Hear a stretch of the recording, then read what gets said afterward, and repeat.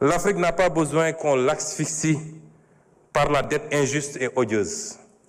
Elle a besoin de croissance pour tirer le monde.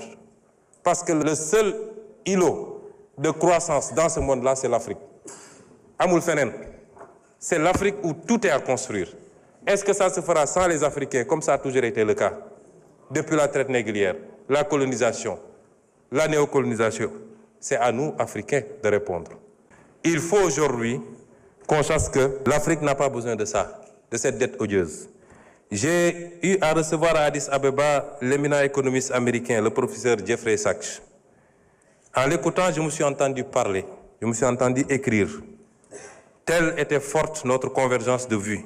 Et voilà ce qu'il disait en substance, et il me permettra de le citer. Ce qui intéresse le FMI, ce n'est pas votre développement.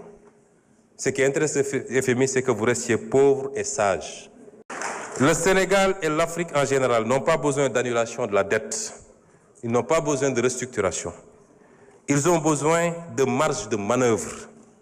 Les créanciers doivent vous accorder un répit de 20 à 30 ans pendant lesquels vous ne vous préoccuperez pas du service de la dette. Vous n'avez pas besoin d'austérité, mais de croissance. Je crois que les 30 prochaines années seront pour l'Afrique une période de croissance économique extrêmement dynamique. La Chine a décollé en 1980, l'Inde en 2000, et c'est au tour de l'Afrique de prendre son envol.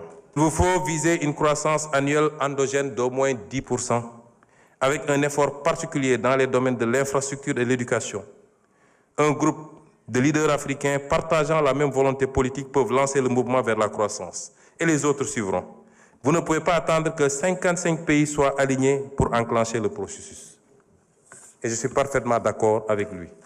Et je pense que mon pays, le Sénégal, a aujourd'hui le leadership qu'il faut pour faire partie de ce groupe de pays africains.